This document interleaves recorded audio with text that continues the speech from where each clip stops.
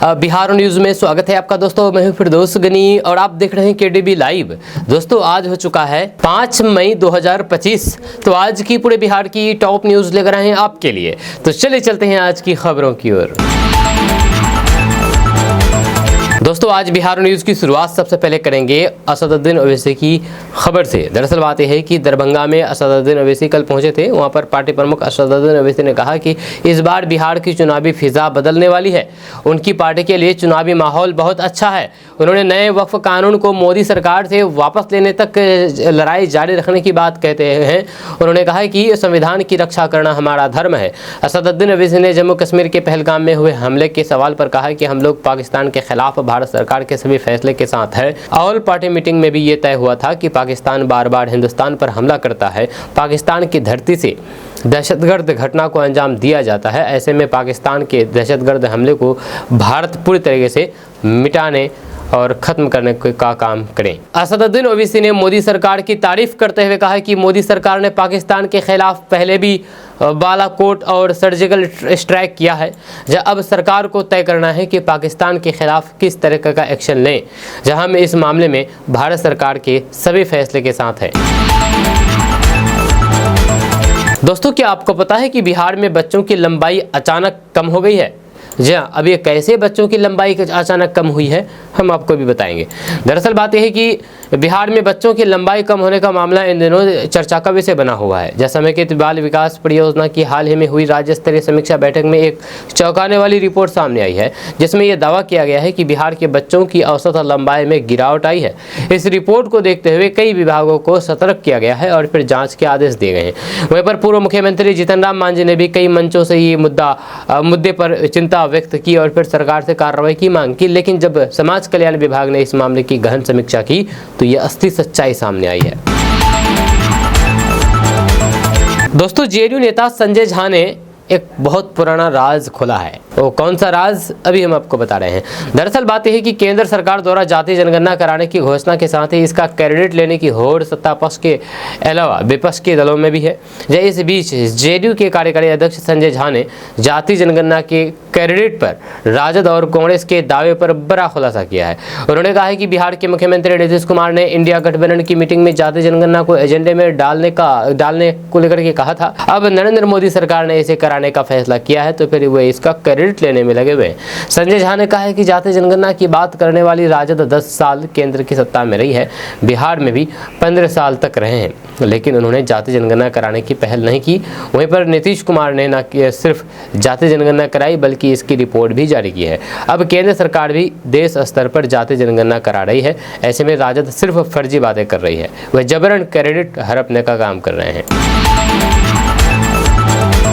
दोस्तों बिहार का गोपालगंज जिला अपनी अनोखी परंपरा के लिए चर्चा में है, जहां पर 20 से अधिक गांव के नाम पेड़ पौधे पर रखे गए हैं। जी हां, गांव के नाम पेड़ पौधे पर है।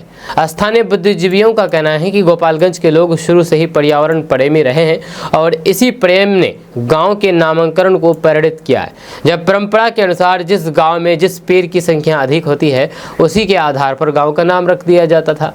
जब गोपालगंज के अलग अलग प्रखंडों में फैले इन गाँव के नाम सुनकर के आप खुश भी होंगे और हैरान भी। यहाँ एक गांव का नाम है अमुआ। आम के पेड़ों की बहुलता के कारण इस गांव का नाम अमुआ रख दिया गया है, यानी कि इस गांव में आम के पेड़ों की संख्या ज्यादा है। वहीं पर जामुन के पेड़ों की अधिकता के कारण एक गांव का नाम जमुनिया रख दिया गया है, यानी कि उस गांव में जामुन की पेड़ की संख्या काफी ज्यादा है, जिसकी वजह से अब जमुनिया उस गांव का नाम रख दिया गया है। वहीं पर एक गांव का नाम महुआ रख दिया गया है। जब महुआ के पेड़ों से यहाँ पर प्रेरित होकर के नाम रख दिया गया है। यहाँ पर महुआ के पेड़ काफी ज्यादा में मिलते हैं, जिसकी वजह से महुआ नाम रख दिया गया है। वहीं पर पकड़ीहार, एक गाँव का नाम है पकड़ीहार, यानी कि बरगद की प्रजाति का एक पेड़ होता है पकड़ी, जिसकी वजह से इस गांव का नाम रख दिया है पकड़ीहार। यहाँ पर पकड़ी यानी कि बरगद की प्रजाति के पकड़ी पेड़ ज़्यादा मिलते हैं, जिसकी वजह से पकड़ीहार रख दिया गया है नाम। वहीं पर एक गांव का नाम सेमरा और सेमड़िया रख दिया गया है। यहाँ पर सेमर पेड़ का नाम पर रख दिया गया है, यानी कि सेमर का पेड़ यहाँ पर काफ़ी ज़्यादा में मिलते हैं। वहीं पर एक गांव का नाम गुलेरा रख दिया गया है। जी हाँ, गुलर यानी कि अंजीर की प्रजाति का ये पेड़ है गुलर, जिसकी वजह से इस गांव का नाम गुलेरा रख दिया गया है। वहीं पर एक गांव का नाम बिलवा और बिलनवा रखा गया है। यानी कि बेल की पेड़ की वजह से इसका नाम यहाँ पर बेलवा यानी कि और बेलनवा रख दिया गया है। वहीं पर एक गांव का नाम रखा है बरहड़ा, यानी कि बरगद का पेड़ के आधार पर इस गांव का नाम बरहड़ा रखा गया है। वहीं पर एक गांव का नाम खरहरवा रखा गया है, यह क्योंकि यहाँ पर खैर पेड़ से प्रेरित होकर के ये नाम रख दिया गया है। जी हाँ, यहाँ पर खैर पेड़ ज़्यादा मिलते हैं। वहीं पर एक गांव का नाम नीम के पेड़ों की वजह से निमोनिया रख दिया गया है। जी हाँ, इस गांव का नाम है निमोनिया। वहीं पर एक गांव का नाम तुलसी के पौधे की वजह से तुलसिया रख दिया गया है। एक गांव का नाम इमली पेड़ के आधार पर इमलिया रख दिया गया।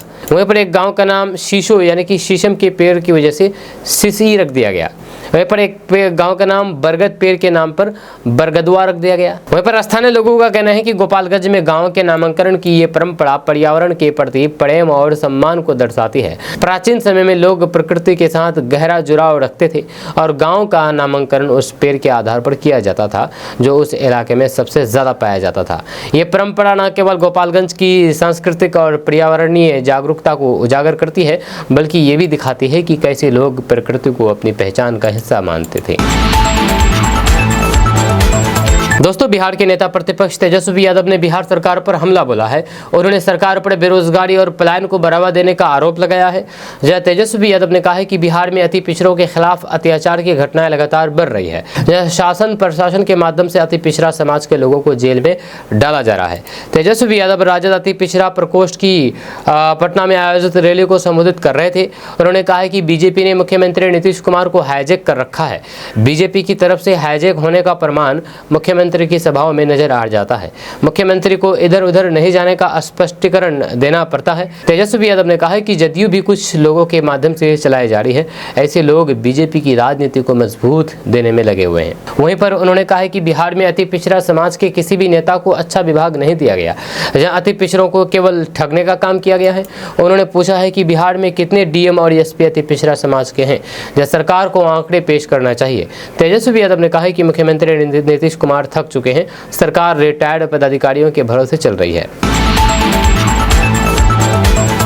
दोस्तों, असदुद्दीन ओवैसी एक सभा को संबोधित करते हुए कांग्रेस पर तीखा हमला बोला है। उन्होंने कहा कि बी टीम ने पीएम मोदी के सामने वक्फ कानून को फाड़ा, ए टीम के मुंह में दही जमी थी। आपको बता दें कि एक चुनावी जनसभा को संबोधित करते हुए असदुद्दीन ओवैसी ने मतदाताओं से एआईएमआईएम को समर्थन देने की अपील की है। साथ ही दावा किया है कि कई पार्टियां आकर के लोगों को पैसे देगी। उन्होंने कहा है कि पैसे लेना लेकिन वोट एआईएमआईएम को देना। असदुद्दीन ओवैसी ने पाकिस्तान को असफल देश करार दिया है और कहा है कि वह कभी भी भारत को शांति से नहीं रहने देगा। असदुद्दीन ओवैसी ये बातें बिहार में बोल रहे थे। उन्होंने बिहार में कहा कि भारत हमेशा पाकिस्तान से मजबूत रहा है और रहेगा। पाकिस्तान ना तो अपने ही समुदाय में शांति स्थापित कर पाया है और न ही ईरान और अफगानिस्तान जैसे अपने पड़ोसी देशों के साथ सौहार्दपूर्ण संबंध रख पाया है। जब मोदी सरकार ने पाकिस्तान के जहाज़ों और फिर विमानों की आवाजाही पर जो प्रतिबंध लगाए हैं वह सही कदम है, लेकिन अब और सख्त कदम उठाने की ज़रूरत है। उन्होंने सुझाव दिया है कि दहशतगर्द को परायोजित करने के लिए पाकिस्तान को फाइनेंशियल एक्शन टास्क फोर्स की ग्रे लिस्ट में डालने का पर गंभीरता से विचार किया जाना चाहिए। असदुद्दीन ओवैसी ने पाकिस्तानी सेना प्रमुख जनरल असीम मुनीर के भारत विरोधी बयानों की भी कड़ी आलोचना की है। उन्होंने कहा है कि मुनीर को याद रखना चाहिए कि भारत में रहने वाले मुसलमानों ने 1947 में जिन्ना को ठुकरा दिया था और यही रहना चुना था, जहां उनके वंशज अब किसी भी हाल में इस धरती को नहीं छोड़ेंगे। दोस्तों, क्या आपको पता है कि आखिर पीएम मोदी के बाद भारत के प्रधानमंत्री बनने के लिए कौन प्रबल दावेदार है? हम आपको इसके बारे में भी इस खबर में बताएंगे। दरअसल बात यह है कि इस समय देश के प्रधानमंत्री नरेंद्र मोदी जी हैं। जब मोदी जी ने देश में कई बड़े काम किए हैं, आज पीएम मोदी न सिर्फ भारत बल्कि पूरी दुनिया के सबसे लोकप्रिय नेता बन चुके हैं। आज हम आपको ऐसे 5 नेताओं के बारे में बताने जा रहे हैं जो भविष्य में देश के प्रधानमंत्री पद तक पहुंचने की क्षमता रखते हैं। सबसे 5वां नंबर में सचिन पायलट। जी हाँ, सचिन पायलट जो कि कांग्रेस के नेता है, उन्होंने हाल ही में राजस्थान के सीएम तो नहीं बन पाए, परंतु वे राजस्थान की राजनीति में एक बड़ा नाम बन चुके हैं। वे आने वाले टाइम में देश के प्रधानमंत्री बन सकते हैं। जो युवाओं में इनकी खासा पहचान बन चुकी है। 4था नंबर पर है अखिलेश यादव। जब पूर्व मुख्यमंत्री अखिलेश यादव यूपी के मुख्यमंत्री रह चुके हैं, वे भी आने वाले टाइम में पीएम पद की दावेदारी माने जा रहे हैं। उत्तर प्रदेश में उनके शासनकाल में कई विकास कार्य किए गए हैं, जिसकी वजह से एक बड़ी संख्या इस नेता को पसंद करती है। वहीं पर तीसरा नाम है असदुद्दीन ओवैसी। जी हाँ, असदुद्दीन ओवैसी भी भारत के प्रधानमंत्री बन सकते हैं, यानी कि उनका जो कद है वो पीएम का कद है, पीएम मटेरियल है असदुद्दीन ओवैसी। एआईएमआईएम के अध्यक्ष असदुद्दीन ओवैसी हाल ही में संसद के सदस्य हैं। वे अक्सर अलग अलग मुद्दों पर टाइम पर आवाज़ उठाते रहते हैं। वे भी पीएम पद के प्रबल दावेदार माने जा रहे हैं। जहां उनकी लोकप्रियता दिनों दिन बढ़ती जा रही है और वे आने वाले समय में पीएम बन सकते हैं। इस पद के लिए वे कांग्रेस के सबसे बड़े उम्मीदवार हैं। नंबर 1 पर है योगी आदित्यनाथ। प्रधानमंत्री मोदी के बाद यूपी के सीएम योगी आदित्यनाथ ही बीजेपी की ओर से पीएम पद का चेहरा बन सकते हैं। योगी आदित्यनाथ एक दिन देश के पीएम जरूर बनेंगे, जहाँ क्योंकि उनकी लोकप्रियता लगातार बढ़ रही है। इसके आधार पर कहा जा सकता है कि योगी आदित्यनाथ पीएम जरूर बनेंगे। हालांकि ये बस ऐसे ही अनुमान लगाए जा रहे हैं, ये कोई सटीक डेटा नहीं है। ये बस लोकप्रियता के आधार पर ये अनुमान लगाया जा रहा है कि आखिर पीएम मटेरियल कौन कौन है देश में। तो ये नाम है जो आपके सामने में पेश किया गया। आपका इसके बारे में क्या कहना, नीचे कमेंट बॉक्स में कमेंट करके ज़रूर बताइएगा। दोस्तों, बिहार के मुसलमानों को टारगेट किया जा रहा है। मस्जिदों मदरसों पर योगी सरकार का एक्शन है। आपको बता दूं कि उत्तर प्रदेश में मदरसों और मस्जिदों पर कार्रवाई को लेकर के समाजवादी पार्टी के अध्यक्ष अखिलेश यादव ने योगी सरकार पर निशाना साधा है। उत्तर प्रदेश के पूर्व मुख्यमंत्री अखिलेश यादव ने राज्य सरकार द्वारा मदरसों और मस्जिदों पर की जा रही कार्रवाई पर कड़ा ऐतराज जताया है। उन्होंने इस कदम को सांप्रदायिक राजनीति से प्रेरित बताते हुए कहा कि सरकार की इन कार्रवाई का उद्देश्य खास तौर पर मुस्लिम समुदाय को निशाना बनाना है। अखिलेश यादव ने आगरा में करनी सेना द्वारा किए गए हालिया हिंसक प्रदर्शन का हवाला देते हुए सरकार की गहरी दोहरी नीति पर सवाल उठाया है। उन्होंने आरोप लगाया है कि इस राज्य में तलवार लहराने वालों के खिलाफ कोई सख्त कदम नहीं उठाया जाता, लेकिन जो लोग मदरसे चला रहे हैं उन्हें प्रशासनिक कार्रवाई का सामना करना पड़ रहा है। उन्होंने ये भी कहा है कि इस तरीके की नीतियां सामाजिक सौहार्द बिगाड़ने का काम कर रही है और जनता के असली मुद्दों से ध्यान भटकाने की कोशिश है। दोस्तों, जातिगत जनगणना पर मोदी सरकार का यू टर्न, कांग्रेस ने जवाब स्पष्ट मांगा है। दरअसल बात यह है कि कांग्रेस ने प्रधानमंत्री नरेंद्र मोदी पर जातिगत जनगणना को लेकर के यू टर्न लेने का आरोप लगाया है और कहा है कि उन्हें यह स्पष्ट करना चाहिए कि क्या उन्होंने इस विषय पर अपनी नीति आधिकारिक तौर पर बदल दी है। जब पार्टी महासचिव जयराम रमेश ने यह सवाल किया है कि क्या जाति जनगणना के लिए कोई समय सीमा तय की गई है। केंद्र सरकार ने हाल ही में फैसला किया है कि अगली जातिगत जनगणना में जातियों की गणना भी की जाएगी। वहीं पर जयराम रमेश, जो कि कांग्रेस के नेता है, उन्होंने एक्स पर पोस्ट किया कि जाति जनगणना पर नरेंद्र मोदी जी के अचानक पूर्ण और फिर हताशा भरे यूटर्न को लेकर के पर्याप्त सबूत है। उन्होंने कहा कि पिछले साल 28 अप्रैल को एक टीवी इंटरव्यू में उन्होंने जातिगत जनगणना की मांग करने वाले सभी लोगों को अर्बन नक्सल करार दिया था। 20 जुलाई 2021 को मोदी सरकार ने संसद को बताया है कि उसने नीतिगत तौर पर जनगणना में एससी और फिर एसटी के अलावा अन्य जातिवार जनसंख्या की गणना नहीं कराने का निर्णय लिया है। आपको बता दें कि 1931 के बाद से अब तक भारत में जातिगत जनगणना नहीं हुई है। हालांकि 1951 में दलितों और फिर जनजातियों की गणना होने लगी थी। आगे चल करके जैसे जैसे जाति आधारित जनगणना बढ़ी, जाति जनगणना की मांग भी बढ़ी। दोस्तों, चुनावी साल में तेजस्वी यादव अति पिछड़ी जातियों को लुभाने में जुटे हुए हैं। आरजेडी ने 3 मई को पटना में अति पिछड़ा जगाओ रैली का आयोजन किया था। रैली को संबोधित करते हुए तेजस्वी यादव ने कहा कि नई सरकार अति पिछड़ों को मान सम्मान देगी। यह तेजस्वी यादव के इस बयान के बाद जेडीयू ने उन्हें आईना दिखाया है।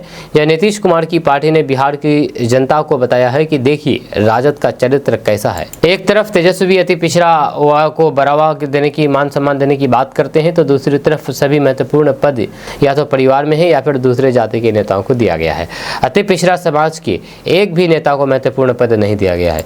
जेडीयू ने इस मुद्दे पर तेजस्वी यादव को आईना दिखाते हुए कहा है कि बिहार के अति पिछड़ों को सचेत किया है। जेडीयू के प्रदेश प्रवक्ता अरविंद निषाद ने तेजस्वी यादव के कथित अति पिछड़ा प्रेम का मजाक उड़ाया है। उन्होंने राजद के अंदर पद और नेताओं की लिस्ट जारी की है। जेडीयू के प्रवक्ता अरविंद निषाद कहते हैं कि आज मुझे मालूम हुआ कि आरजेडी में सभी शीर्ष पदों पर अति पिछड़ा वर्ग के नेता है। देखिए, आरजेडी का राष्ट्रीय अध्यक्ष लालू प्रसाद यादव, आरजेडी का लोकसभा में नेता अभय कुशवाहा, आरजेडी का राज्यसभा में नेता प्रेमचंद्र गुप्ता और आरजेडी का बिहार विधानसभा में नेता तेजस्वी यादव, आरजेडी का विधान परिषद के में नेता राबड़ी देवी।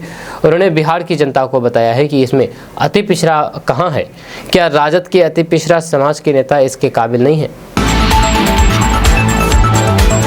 दोस्तों, अब मौसम के बारे में बात करेंगे, बिहार के मौसम के बारे में। दरअसल बात यह है कि बिहार में इन दिनों मौसम करवट बदल रहा है। कहीं आसमान में बादल मंडरा रहे हैं तो कहीं धूप और फिर गर्मी के बीच बारिश की फुहारें लोगों को राहत दे रही है। इस बीच पटना मौसम विज्ञान केंद्र ने लोगों को राहत बड़ी खबर दी है कि आने वाले दिनों में अधिक गर्मी नहीं सताएगी, जहाँ 7 मई तक का टेम्परेचर काबू में रहेगा। मौसम विभाग के अनुसार आगामी 7 मई तक बिहार के अधिकतर हिस्सों में अधिकतम तापमान 34 से 36 डिग्री सेल्सियस और न्यूनतम तापमान 26 से 28 डिग्री सेल्सियस के बीच रहेगा। जहाँ इस दौरान कई शहरों में हल्की से मध्यम बारिश की भी संभावना जताई गई है। जहाँ वहीं पर विभाग ने बिहार के 23 जिलों में येलो अलर्ट जारी कर दिया है। इन इलाकों में 30 से 40 किलोमीटर प्रति घंटे की रफ्तार से तेज हवा चल सकती है। साथ ही साथ वज्रपात और गरज तरह के साथ बारिश का भी पूर्वानुमान है। जहाँ वहीं पर आपको बता दें कि पटना, गया, भागलपुर, मुजफ्फरपुर, दरभंगा, समस्तीपुर, नालंदा, बेगूसराय, भोजपुर, सीवान और सारण समेत अन्य जिलों में सतर्कता बरतने की सलाह दी गई है। जहाँ खेतों में काम करने वाले किसानों और फिर खुले में कार्यरत लोगों को विशेष सावधानी रखने को कहा गया है। वहीं पर मौसम विभाग के अनुसार 7 मई के बाद मौसम एक बार फिर से रुख बदल सकता है। यह बारिश में कमी आने की संभावना है और फिर तापमान में धीरे धीरे बढ़ोतरी देखी जा सकती है। जब पश्चिमी बिहार के कुछ हिस्सों में लू चलने के आसार हैं, जिससे दिन के साथ साथ रातें भी गर्म हो सकती है।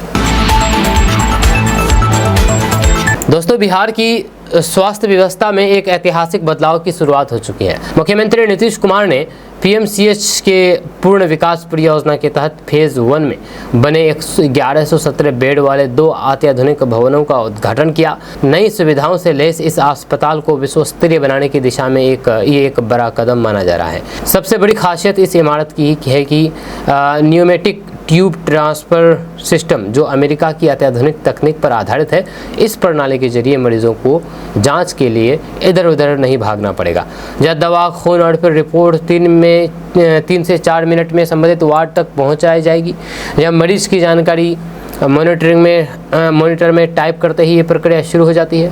जहाँ यहाँ अगर मरीज खुद आकर के भर्ती होता है तो फिर उसका इलाज बिना परियोजना की सहायता के भी संभव होगा। पर अस्पताल में लगे बेड अमेरिका से मंगवाए गए हैं। जी हाँ, अमेरिका से बेड मंगवाए गए हैं जो मल्टी पैरा मॉनिटर से लैस हैं। ये मॉनिटर मरीज की ईसीजी, हार्ट रेट और फिर ऑक्सीजन लेवल को 24 घंटे ऑनलाइन रिकॉर्ड करते रहेंगे। या इसके साथ ही बेड के पास एक बटन भी होगा जिसे दबाते ही नर्स के पास तुरंत सूचना पहुंच जाएगी। जब मरीज की हर गतिविधि पर नजर रखने के लिए ये एक बेहद उपयोगी व्यवस्था मानी जा रही है। वहीं पर नई इमरजेंसी व्यवस्था में मरीजों की गंभीरता के अनुसार उन्हें ब्लैक, रेड, येलो और ग्रीन जोन में रखा जाएगा। ब्लैक जोन में अति गंभीर मरीज होंगे, रेड जोन में सीरियस लेकिन स्थिर मरीज रखे जाएंगे, येलो जोन में वे मरीज होंगे जो खतरे से बाहर है। वहीं पर ग्रीन जोन में हल्की चोट वाले मरीजों का इलाज किया जाएगा। वहीं पर नए इमरजेंसी वार्ड में अत्याधुनिक अल्ट्रासाउंड मशीनें लगाई गई है, जिनसे रिपोर्ट केवल 5 से 6 मिनट में ही मिल जाएगी। इससे समय की बचत होगी और फिर इलाज में तेजी आएगी। दोस्तों, अगर आप बिजनेस करना चाहते हैं तो आपके लिए अच्छी खबर है, क्योंकि बिहार में डेयरी फार्म खोलने पर आपको 75% तक की सब्सिडी मिलेगी। जब बिहार सरकार ने बिहार में डेयरी उद्योग को बढ़ावा देने के लिए एक नई पहल की शुरुआत की है, जिसके तहत अब गाय पालन तथा डेयरी फार्म खोलने पर किसानों को 50 से 75% तक की सब्सिडी दी जाएगी। यह योजना विशेष रूप से ग्रामीण युवाओं को स्वरोजगार के अवसर प्रदान करने के उद्देश्य से शुरू की गई है। वहीं पर गव्य विभाग द्वारा चलाई जा रही इस योजना के तहत सामान्य वर्ग के किसानों को 10 या फिर 20 गायों वाले डेयरी फार्म खोलने पर लगातार लागत का 50% अनुदान मिलेगा, जबकि अनुसूचित जाति और फिर जनजाति वर्ग के किसानों को 75% तक की सब्सिडी दी जाएगी। इस योजना का लाभ केवल उन्हीं किसानों को मिलेगा जिनके पास कम से कम 2 एकड़ अपनी या फिर लीज पर ली गई जमीन होगी। वहीं पर योजना का लाभ लेने के लिए इच्छुक किसानों को अपने जिले के गव्य पदाधिकारियों को आवेदन देना होगा। इसके बाद विभागीय स्क्रीनिंग कमेटी द्वारा आवेदनों की समीक्षा की जाएगी। चयनित किसानों को बैंक से अनुदानित दर पर ऋण की सुविधा दी जाएगी, यानी कि लोन दी जाएगी। इसके साथ ही उन्हें डेयरी प्रबंधन और फिर गाय पालन से जुड़ा हुआ प्रशिक्षण भी दिया जाएगा। ये प्रशिक्षण गुजरात और फिर हरियाणा जैसे डेयरी में अग्रणी राज्य में कराया जाएगा।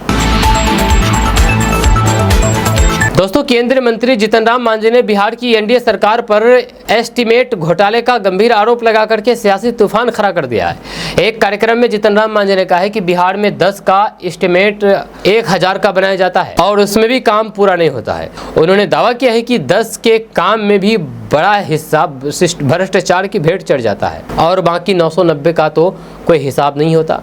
जीतन राम मांझी ने सरकार से इस मामले में सख्त कार्रवाई की मांग की है और बचे हुए पैसे को बच्चों के कल्याणकारी कार्यक्रम में लगाने का सुझाव दिया है। ये बयान इसलिए भी चौंकाने वाली है क्योंकि जीतन राम मांझी की पार्टी हिंदुस्तानी अवाम मोर्चा एनडीए का हिस्सा है और उनके बेटे संतोष सुमर नीतीश कुमार के कैबिनेट के मंत्री है। जीतन राम मांझी ने कार्यक्रम में कहा कि आज 10 का एस्टीमेट 1000 का बनाया जाता है। जी हाँ, और उसका भी काम नहीं होता। जो 10 रुपये का एस्टीमेट है उसमें भी खाने वाला खा जाता है और 990 का रुपये का तो बात ही छोड़ दीजिए। उन्होंने आगे कहा है कि एस्टीमेट में गड़बड़ी हो रही है। जहां हम सरकार से कहते हैं कि इस मामले में कार्रवाई करें, जो पैसा बचता है उसे बच्चों के लिए कार्यक्रम में लगाएं। जहां जीतन राम मांझी का ये बयान बिहार में ग्रामीण विकास, जो ग्रामीण कार्य विभाग, सड़क निर्माण और फिर अन्य बुनियादी ढांचे परियोजना में कथित भ्रष्टाचार की ओर इशारा करता है, जहां पर प्रोजेक्ट की लागत को कथित रूप से कई गुना बढ़ा करके दिखाया जाता है। दोस्तों, बिहार विधानसभा चुनाव से पहले बिहार की राजनीति में उथल पुथल मची हुई है। बिहार के कई बड़े नेता पाला बदल रहे हैं और फिर खुद की पार्टी बना रहे हैं। ऐसे में सवाल उठता है कि क्या ये पार्टियां बिहार के दो दिग्गज लालू यादव और नीतीश कुमार की पार्टी के जनाधार में सेंध लगा पाएगी या फिर पानी का बुलबुला बन करके रह जाएगी, ये सवाल है। देश भर में चुनावी रणनीतिकार के रूप में पहचाने जाने वाले प्रशांत किशोर अब सक्रिय रूप से बिहार की राजनीति में उतर चुके हैं। उन्होंने 2 अक्टूबर 2024 को गांधी जयंती के दिन जनसुराज पार्टी का गठन किया। जनसुराज का एजेंडा है सही लोग, सही सोच और सामूहिक प्रयास। जब पार्टी बिहार में शराबबंदी खत्म करने, रोजगार सृजन और फिर शिक्षा सुधार और प्लान रोकने जैसे मुद्दों पर फोकस कर रही है। प्रशांत किशोर की रणनीति है कि जाति वर्ग से ऊपर उठ करके गरीब, पढ़े लिखे और फिर युवा वर्गों को जोड़ना। वहीं पर अखिल भारतीय पान महासंघ के अध्यक्ष इंजीनियर IP गुप्ता ने पिछले दिनों पटना के गांधी मैदान में एक जनसभा करके अपनी इंडियन इनकलाब पार्टी के गठन की घोषणा की। इस दौरान गुप्ता ने अपने भाषण में कहा कि जैसे यादव, कुशवाहा, पासवान और अन्य समाज के नेताओं ने अपनी अपनी पार्टियां खड़ी की है, वैसे ही अब तांती तत्वा समाज भी अपनी राजनीतिक पहचान बनाएगा। जहां हमारी पार्टी का मुख्य एजेंडा पान समाज को आरक्षण और फिर राजनीतिक भागीदारी दिलाना है। जब गुप्ता का दावा है कि जिस तरह दूसरे समुदाय ने अपने एकता से सत्ता में हिस्सेदारी पाई है, वैसे ही उनका समाज भी अब संगठित होकर के आगे बढ़ेगा। वहीं पर बिहार के लोकप्रिय पूर्व IPS अधिकारी शिवदीप लांडे ने हिंद सेना पार्टी के नाम से नई पार्टी बनाई है। जहां अप्रैल 2025 में इस पार्टी की घोषणा करते हुए उन्होंने कहा है कि उनका उद्देश्य बिहार में सच्चा बदलाव लाना है। जहां SP लांडे ने यह भी खुलासा किया है कि उन्हें कई राजनीतिक दलों ने मंत्री पद और राज्यसभा सीट का प्रस्ताव दिया था, लेकिन उन्होंने अपनी स्वतंत्र पार्टी बना करके युवाओं के मुद्दे पर राजनीति करने का निर्णय लिया है। जहां उनकी पार्टी का फोकस मुख्य रूप से युवा वोट बैंक और फिर सत्ता में नैतिकता की बहाली पर है। वहीं पर एक समय नीतीश कुमार के सबसे भरोसेमंद सहयोगी रहे RCP सिंह अब अपनी पार्टी बना चुके हैं। JDU से निष्कासन और फिर BJP में अल्पसंख्यक भूमिका के बाद RCP सिंह ने स्वतंत्र राजनीतिक राह चुनी है। उनकी पार्टी का मुख्य उद्देश्य कुर्मी समाज के राजनीतिक प्रतिनिधित्व को मजबूत करना है। दोस्तों, बिहार सरकार ने पारिवारिक बंटवारे के विवादों को सुलझाने और फिर कानूनी बंटवारे को बढ़ावा देने के लिए एक अहम कदम उठाया है। अब राज्य में पारिवारिक संपत्ति के रजिस्टर बंटवारे के लिए लोगों को भारी भरकम स्टाम्प शुल्क नहीं चुकाना पड़ेगा। मुख्यमंत्री नीतीश कुमार की सरकार ने इसे घटा करके केवल 100 रुपये कर दिया है। ये बदलाव न केवल संपत्ति विवादों को कम करेगा बल्कि आम लोगों के लिए न्यायिक प्रक्रिया को भी सुलभ बनाएगा। आपको बता दें कि पहले पारिवारिक बंटवारे की रजिस्ट्री करवाना आम लोगों के लिए एक महंगा और जटिल कार्य था। हजारों रुपए स्टाम्प ड्यूटी में खर्च होने के कारण अधिकांश परिवार बिना रजिस्ट्री के ही अपने आपसी समझौते से काम चला लेते थे, जिससे बाद में विवाद खड़े हो जाते थे। लेकिन अब मात्र 100 रुपए की स्टाम्प पेपर पर यह प्रक्रिया पूरी की जा सकती है। वहीं पर सरकार ने पारदर्शिता और फिर वैधता बनाए रखने के लिए पारिवारिक सदस्यता सूची को अनिवार्य कर दिया है। ये सूची संबंधित अंचल कार्यालय से प्राप्त करनी होती है।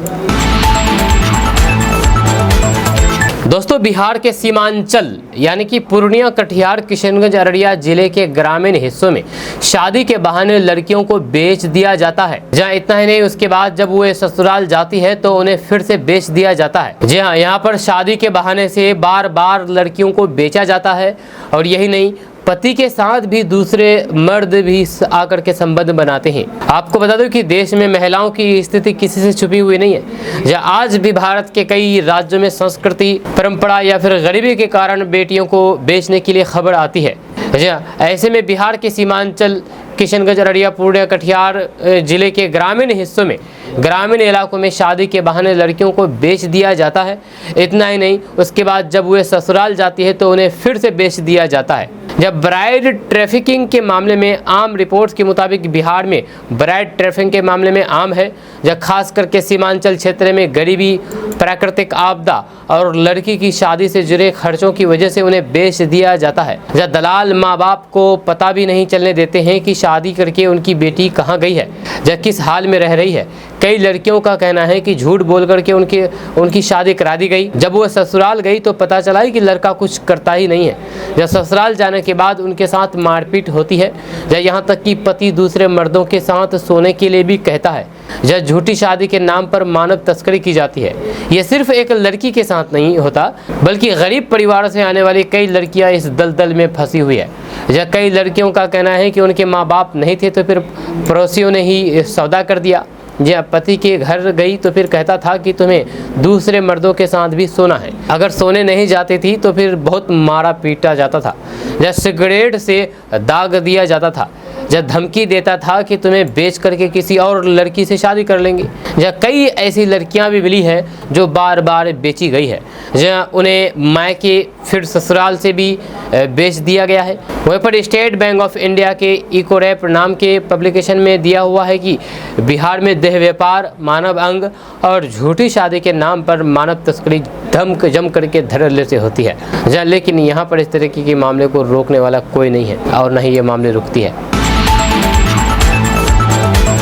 दोस्तों, शादी का कार्ड अक्सर लोग तारीख और जगह देखने के बाद भूल जाते हैं, लेकिन बिहार के गया जिले में एक शादी का कार्ड अब पूरे इलाके में चर्चा का विषय बन गया है। ये कार्ड केवल शादी का निमंत्रण नहीं बल्कि पक्षियों के संरक्षण का एक अहम संदेश भी दे रहा है। इस पहल की शुरुआत बागेश्वरी संजय नगर निवासी संजय कुमार ने की है, जिन्होंने अपनी बहन सिम्मी कुमारी की शादी के निमंत्रण पत्र को एक जागरूकता अभियान का माध्यम बना दिया। इस अनोखी शादी कार्ड के पहले पन्ने पर जहां पर एक ओर वैवाहिक कार्यक्रम का सामान्य विवरण है, वहीं पर दूसरी ओर लिखा गया है कि आपसे निवेदन है कि इस तपती गर्मी के दिनों में अपने घर एवं ऑफिस की छत पर पक्षियों के लिए दाना पानी की व्यवस्था अवश्य करें।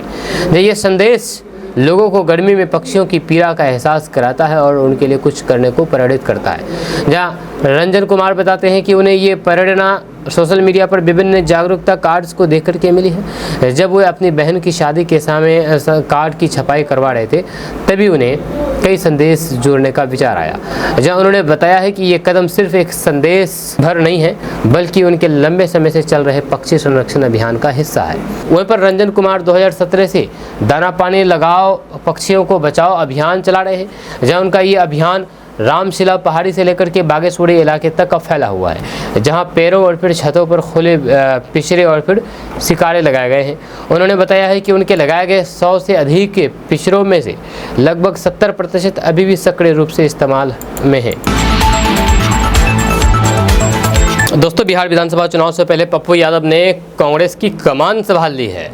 आपको बता दूं कि पूर्णिया से निर्दलीय सांसद और जन अधिकार पार्टी के नेता पप्पू यादव ने एक बार फिर से कांग्रेस की वकालत की है और कहा कि कांग्रेस समय की मांग है। उन्होंने कहा कि बिहार विधानसभा चुनाव में कांग्रेस को कम से कम 100 सीटों पर उम्मीदवार देने चाहिए। उन्होंने दावा किया है कि 2025 चुनाव में एनडीए गठबंधन पराजित होगा और महागठबंधन की सरकार बनेगी।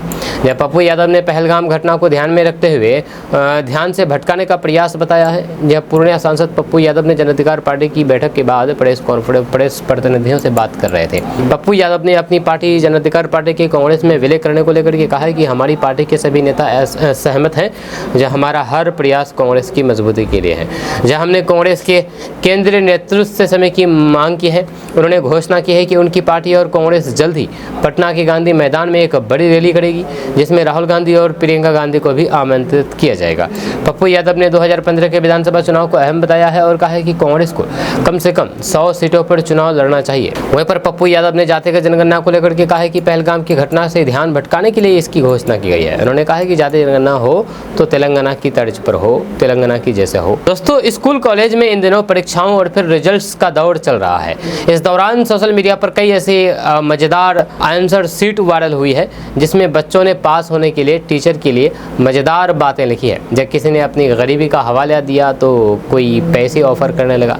इसे देख कर के लोगों ने छात्रों का खूब मजाक उड़ाया। लेकिन अब टीचर की बारी है। दरअसल बात है कि सोशल मीडिया पर इन दिनों एक स्कूल का रिपोर्ट कार्ड वायरल हो रहा है। इस रिपोर्ट कार्ड में एक बच्ची ने परीक्षा में काफ़ी अच्छे अंक लाए हैं, लेकिन बदले में टीचर ने जो किया वह देख कर के माँ बाप की रूह कांप उठी।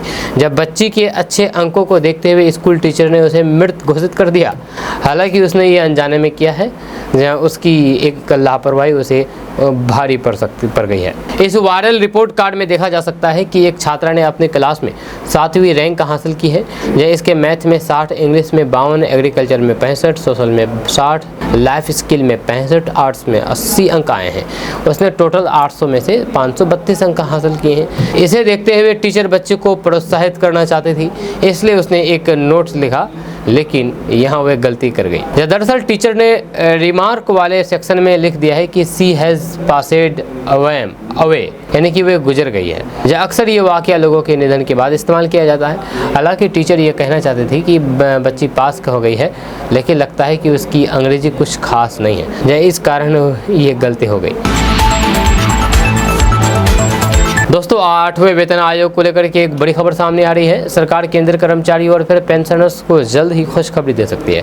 दरअसल खबर यह है कि 8वें वेतन आयोग का गठन मई 2025 तक हो सकता है। जब आपको बता दूं कि केंद्र सरकार ने मोस्ट अवेटेड 8वें वेतन आयोग को अपनी मंजूरी दे दी है, लेकिन पैनल का आधिकारिक गठन अभी भी लंबित है। वित्त मंत्री निर्मला सीतारमण ने पिछले महीने कहा था कि नया आयोग जल्द ही गठित किया जाएगा। ऐसे में मीडिया रिपोर्ट्स के मुताबिक 8वें वेतन आयोग का गठन मई 2025 तक हो जाएगा।